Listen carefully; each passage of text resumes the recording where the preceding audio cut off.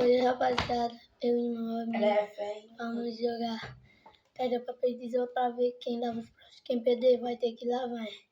É pra cumprir. lavar. Vamos começar.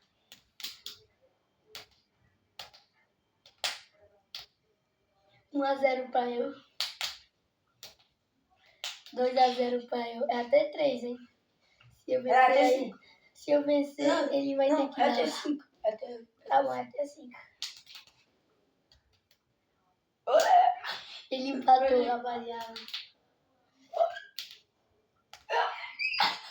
4, 2. Ele tá me vencendo por 2.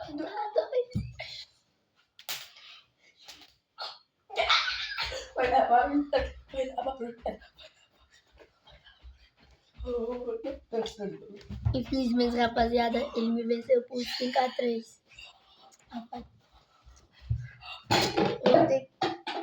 vou ter que lavar os pratos, né? Até mais.